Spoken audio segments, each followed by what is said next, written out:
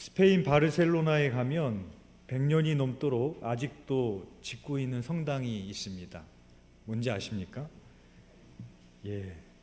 안토니 가우디가 설계한 사그라다 파밀리아 성당입니다. 1882년에 공사를 시작했는데 아직도 공사 중이고 가우디 서거 100주년을 기념해서 올해 완공할 예정이라고 합니다. 사람들이 가우디에게 물었습니다. 왜 이렇게 더디게 짓습니까? 당신 생전에 완성도 못 볼 텐데요. 그러자 가우디가 이렇게 대답했다고 합니다. 괜찮습니다. 제 건축주이신 하나님은 급하지 않으십니다. 급하게 빨리 올리는 건물이 아니라 100년이 걸려도 무너지지 않을 건물을 짓겠다는 마음, 그 마음으로 지은 것입니다. 오늘 본문에서도 사도 바울이 그 마음을 가진 사람을 가리켜서 지혜로운 건축자라고 부르고 있습니다. 우리 모두는 무언가를 짓고 있는 사람들입니다. 가정을 짓고 신앙을 짓고 교회를 짓고 인생을 짓고 있습니다. 그런데 문제는 무엇을 짓느냐가 아니라 어떻게 짓느냐는 것이죠. 먼저 바울은 고린도 교회의 영적 미성숙을 지적을 합니다. 우리 오늘 보면 1절 말씀 함께 읽어보겠습니다. 시작. 형제들아, 내가 신령한 자들을 대함과 같이 너희에게 말할 수 없어서 육신에 속한 자 곧 그리스도 안에서 어린아이들을 대함과 같이 하노라. 아멘. 1절 말씀에 보면 두 부류로 나누고 있습니다. 하나는 신령한 자, 또 하나는 육신에 속한 자입니다. 그런데 오늘 본문에서는 두 부류로 나오지만 고린도전서에 보면 바울은 세 부류로 나누고 있습니다. 2장 14절에 보면 육에 속한 사람이 있습니다. 육에 속한 사람과 육신에 속한 자, 우리나라 말로 보면은 별 차이가 없이 같은 의미죠. 근데 원어로는 다른 의미입니다. 육에 속한 사람은 성령을 받지 못한 사람입니다. 불신자이고 구원받지 못한 사람입니다. 그런데 육신에 속한 자는 성령은 받았지만 구원은 받았지만 아직 어린아이와 같은 신앙을 가진 자를 가리켜서 육신에 속한 자라고 부르고 있습니다. 곧 고린도 교회를 가리켜서 했던 말이었습니다. 왜 그렇게 어린아이 같은 신앙이라고 말하고 있는가? 우리 3절 말씀 함께 읽어보겠습니다. 시작. 너희는 아직도 육신에 속한 자로다. 너희 가운데 시기와 분쟁이 있으니 어찌 육신에 속하여 사람을 따라 행함이 아니리요. 바울은 고린도 교회를 향해서 너희는 아직도 육신에 속한 자, 어린아이와 같은 신앙이라고 말하고 있습니다. 바울이 이렇게 부르는 이유는 너희 가운데 시기와 분쟁이 있으니 라고 말하고 있습니다. 그러니까 신령한 자와 육신에 속한 자, 어린아이와 같은 신앙의 차이를 바울은 기도를 많이 하고 전도를 많이 하고 말씀을 많이 읽고 많이 가르쳐보고 많이 봉사해본 기준으로 나누는 것이 아니라 시기와 분쟁으로 분열과 파벌을 짓는, 분쟁하고 있는 그 차이로 나누고 있다는 겁니다. 그래서 4절 말씀에 이렇게 말을 합니다. 우리 4절 한번 읽어보겠습니다. 시작. 어떤 이는 말하되 나는 바울에게 속하고 다른 이는 나는 아볼로에게라 하니 너희가 육의 사람이 아니리요. 그래서 고린도 교회는 누구는 나는 바울파다, 누구는 아볼로파다 하면서 편을 갈랐습니다. 여기서 우리가 주목해야 될 것이 있는데 바울은 이 교회의 분쟁의 문제를 의견의 차이로 보지 않았다는 겁니다. 무엇으로 보고 있습니까? 바울은 이 분쟁의 문제를 영적 미성숙의 문제로 봤다는 것입니다. 의견의 차이가 아니라 영적인 미성숙의 문제로 본 겁니다. 어린아이들이 모이면 싸울 때 하는 말다툼이 있습니다. 우리 아빠가 너희 아빠보다 훨씬 세거든, 아니거든, 우리 아빠가 훨씬 더 세거든. 애들이 이렇게 싸우거든요. 어른이 보기에는 우습지만 아이들은 진지합니다. 그런데 고린도 교회의 분쟁이 꼭 그와 같았습니다. 내가 따르는 목사가 내가 따르는 목사보다 낫다. 나에게 세례를 베푼 지도자가 너에게 세례를 베푼 지도자보다 낫다 하면서 벌어지는 그런 다툼과 갈등의 문제였습니다. 근데 바울이 보기에 이것은 자랑이 아니라 부끄러움이었습니다. 아직도 젖을 떼지 못한 아이라는 증거로 보았습니다. 신앙이 자라지 못하면 자기를 중심으로 편을 만듭니다. 하지만 지혜로운 건축자는 편을 가리지 않습니다. 함께 짓습니다. 그렇다면 바울과 아볼로는 무엇입니까? 바울이 스스로 이렇게 답을 합니다. 우리 5절에서 7절 읽어보겠습니다. 시작. 그런즉 아볼로는 무엇이며 바울은 무엇이냐? 그들은 주께서 각각 주신 대로 너희로 하여금 믿게 한 사역자들이니라. 나는 심었고 아볼로는 물을 주었으되 오직 하나님께서 자라나게 하셨나니 그런즉 심는 이나 물 주는 이는 아무것도 아니로되 오직 자라게 하시는 이는 하나님뿐이니라. 아멘. 농사를 지어보신 분들은 아실 겁니다. 농부가 할 수 있는 일은 씨를 뿌리고 물을 주고 잡초를 뽑는 것까지입니다. 그러나 농부가 그 씨앗 속에서 싹이 트게 하고 줄기를 밀어 올리고 열매를 맺게 할 수가 없습니다. 그 생명의 힘은 농부가 만들어낼 수 없습니다. 아무리 부지런한 농부일지라도 밤새 그 밭에 가서 빨리 자라라고 씨앗을 잡아당길 수가 없습니다. 농부는 생명을 돕는 사람이지 생명을 만드는 사람이 아니기 때문에 그렇습니다. 사역도 그와 같다라는 것입니다. 우리는 심고 물을 줄 수 있습니다.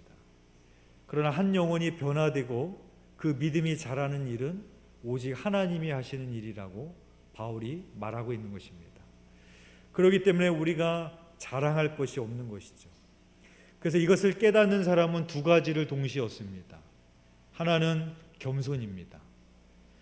열매가 맺혀져도 내가 했다고 말하지 않게 됩니다. 왜 그렇습니까? 오직 하나님만이 자라게 하실 수 있는 분이기 때문에. 또 하나는 자유입니다. 그 결과를 내가 책임지지 않아도 되니까 조급하지 않게 되는 겁니다. 그리고 바울이 하고 있는 이 말 가운데 그 시제에 또 우리가 주목해서 볼 점이 있는데, 바울이 나는 심었고 아볼로는 물을 주었을 때 했을 때는 과거 시제를 씁니다. 그러나 오직 하나님께서 자라나게 하셨나니 라고 말할 땐 미완료 과거를 썼습니다. 무슨 말이에요? 바울과 아볼로가 한 것은 과거의 일로 끝날 수는 있지만, 그러나 그 이유는 하나님께서 많이 우리의 믿음을 자라나게 하실 수 있음을 우리들에게 말씀을 하고 있는 것입니다. 그래서 바울은 9절에서 놀라운 선언을 합니다. 우리 9절 말씀 우리 함께 읽어보겠습니다. 시작. 우리는 하나님의 동역자들이요 너희는 하나님의 밭이요 하나님의 집이니라.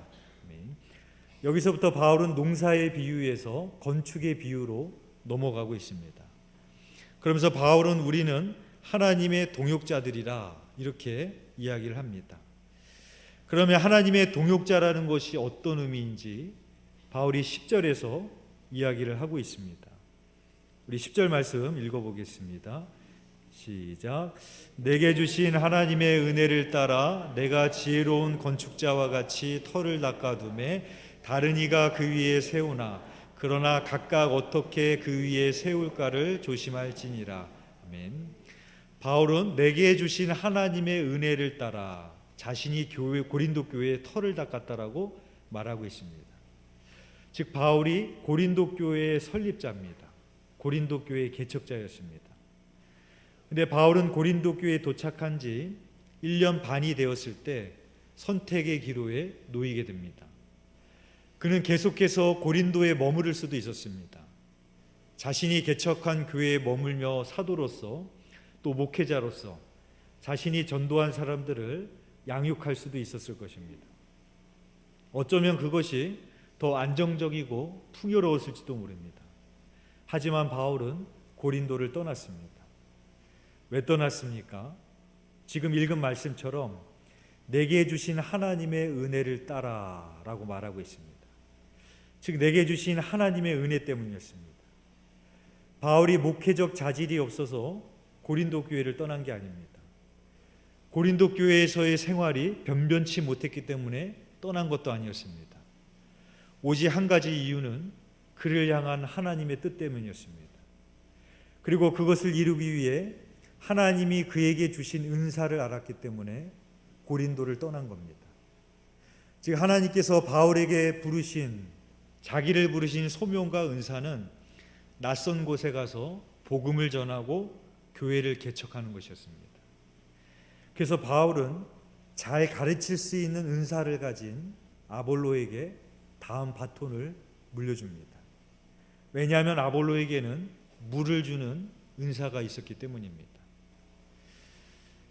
이렇게 심는 자와 물 주는 자가 각각 자기의 한계를 정하고 서로 협력하는 모습을 상상해 보십시오. 너무나 귀한 모습 아닙니까? 마치 이 모습은 에베소서의 말씀을 떠올리게 합니다. 에베소서 4장 16절 말씀입니다. 그에게서 온몸이 각 마다리를 통하여 도움을 받음으로 연결되고 결합되어 각 지체의 분량대로 역사하여 그 몸을 자라게 하며 사랑 안에서 스스로 세우느니라. 오늘날 교회 안에 분파가 생기고 다툼이 생기는 이유는 다른 지체를 인정하지 않고 자기가 다 하려고 하기 때문입니다. 그러나 성도마다 부르심이 다르고 은사가 다른 겁니다. 어떤 사람은 사도로, 어떤 사람은 선지자로, 어떤 사람은 복음 전하는 자로, 어떤 사람은 목사와 교사로 부르셨습니다. 그리고 성도마다 주신 은사가 다 다릅니다. 그런데 자신의 한계를 정하지 않고 독단적으로 모든 것을 하려고 할 때 교회 안에 다툼과 분파가 일어나게 되는 겁니다. 따라서 우리는 바울처럼 자신의 한계를 알아야 됩니다. 하나님이 나에게 주신 은혜를 따라 나의 부르심과 은사가 무엇인지 한계를 알고 그 한계 안에서 다른 동역자들과 함께 주님의 몸된 교회를 세워나가야 됩니다. 그래서 바울은 10절에서 자신을 지혜로운 건축자라고 부르고 있습니다. 그런데 지혜로운 건축자에게는 두 가지 관심이 있습니다. 첫 번째는 터입니다. 우리 11절 말씀 함께 읽어보겠습니다. 시작. 이 닦아둔 것 외에 능히 다른 터를 닦아둘 자가 없으니 이 터는 곧 예수 그리스도라. 아멘.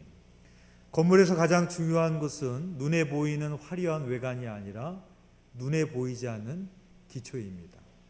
그래서 건축을 하는 현장을 보면 밑에 기초를 작업하는데 한참 시간이 걸리는 걸 봅니다. 건축한 지 한참 됐는데 아직도 건물이 하나도 안 올라오네. 그런 것을 볼 때가 많이 있습니다. 왜냐하면 기초가 그만큼 중요하기 때문에. 근데 기초만 제대로 닦으면 그 이후부터는 하루가 다르게 쭉쭉쭉쭉 건물이 올라오는 걸 우리가 보게 됩니다. 그만큼 기초가 중요한 것이죠. 예수님도 같은 말씀을 하셨습니다. 반석 위에 지은 집과 모래 위에 지은 집은 평소에는 똑같아 보이지만 비바람이 치게 될 때 그 차이가 달라지게 된다라고 말씀을 하고 있습니다. 우리 신앙의 터는 무엇입니까?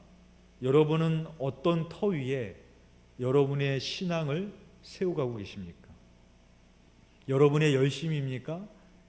여러분의 경험입니까? 여러분의 헌금입니까? 여러분의 봉사입니까? 여러분은 지금 어떤 터 위에 여러분들의 신앙을 세워가고 있습니까?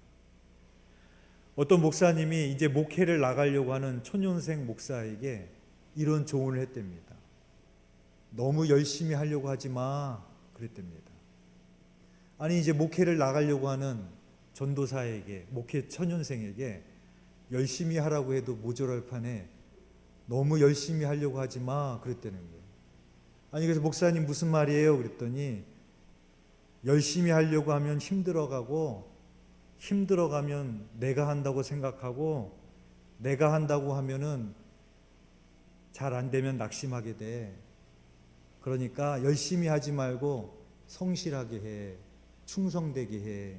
그렇게 말을 했다고 합니다.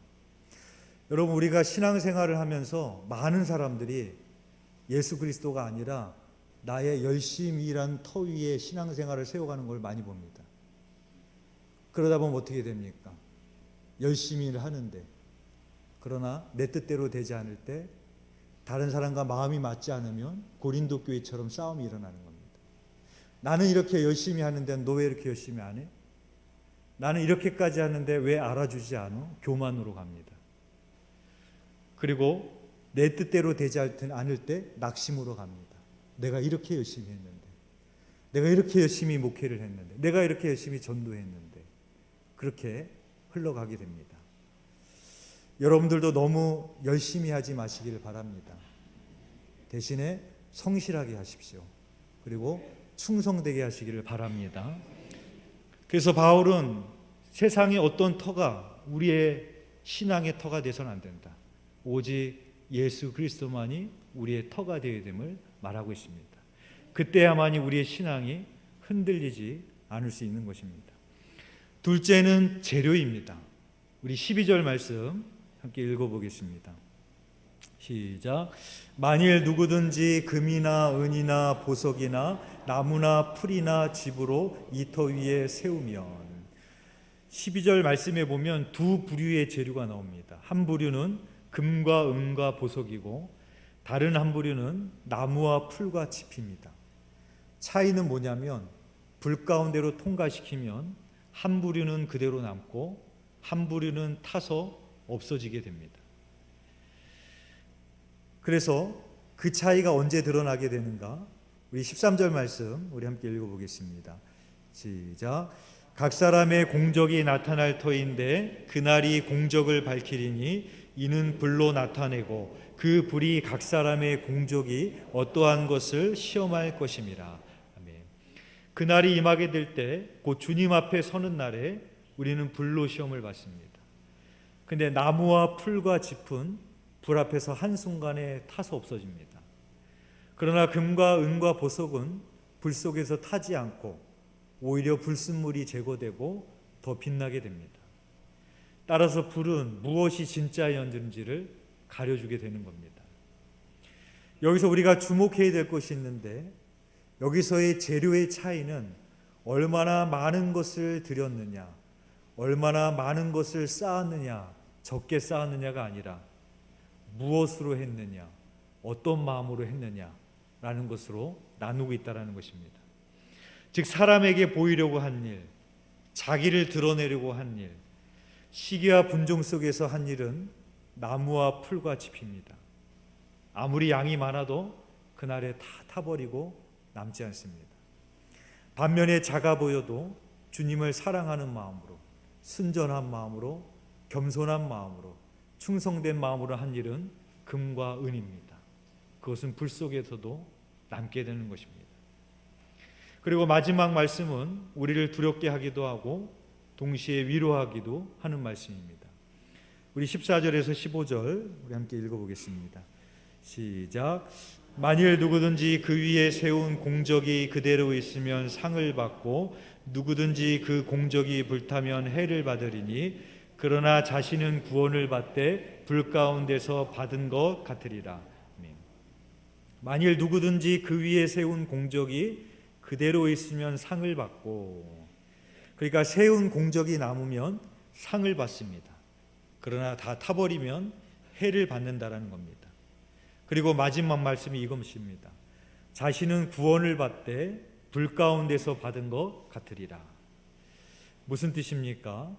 터가 예수 그리스도이기만 하면 비록 평생 지은 것이 다 타버린다고 할지라도 그 사람 자신은 구원을 받는다라는 것입니다. 우리의 구원은 우리가 쌓은 공력으로 받는 것이 아니라 오직 예수 그리스도라는 터 위에 있느냐로 결정이 됩니다. 그러나 동시에 또 구원받은 사람으로서 그날의 상급은 우리가 무엇으로 짓느냐에 따라서 달라지게 됨을 우리들에게 결론적으로 말하고 있습니다. 얼마 전에도 우리 사회에 큰 사고가 있었죠.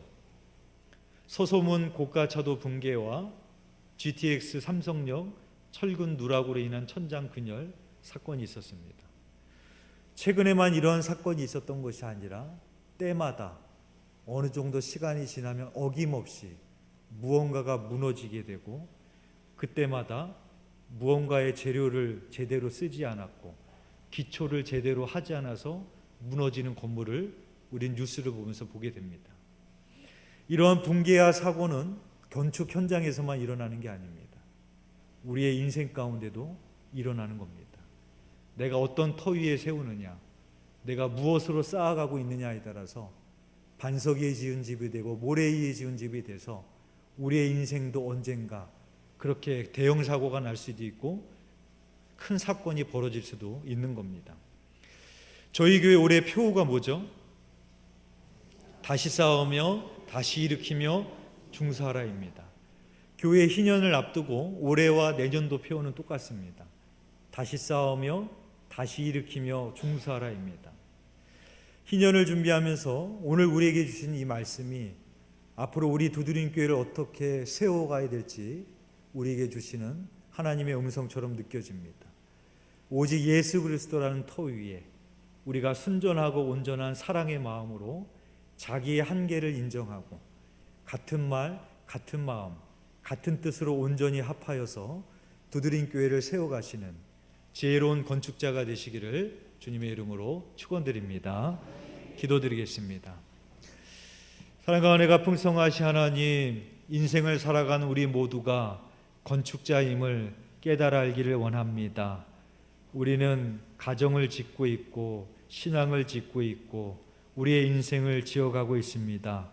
오늘 우리에게 주신 말씀처럼 나는 어떠한 터 위에 짓고 있는지, 나는 무엇으로 짓고 있는지 돌아보게 하여 주시사 지혜로운 건축자가 되게 하여 주셔서 그날에 하나님의 불 가운데로 지나가 될 때 다 타고 없어지는 인생이 아니라 그 모든 것이 금과 같이 보석과 같이 남는 인생이 되게 하여 주셔서 하나님 앞에 칭찬받는 우리 인생이 되게 하여 주시옵소서. 하나님 아버지, 특별히 후년이면 우리가 교회 희년을 맞이하게 됩니다. 오늘 우리에게 주신 말씀처럼 우리가 자신의 한계를 인정하며 같은 말, 같은 마음, 같은 뜻으로 우리가 온전한 마음으로 순전한 마음으로 우리가 연합하여 주님의 몸된 교회를 세워가는 지혜로운 건축자가 될 수 있도록 인도하여 주옵소서. 감사를 드리오며 예수 그리스도의 이름으로 기도드렸사옵나이다. 아멘.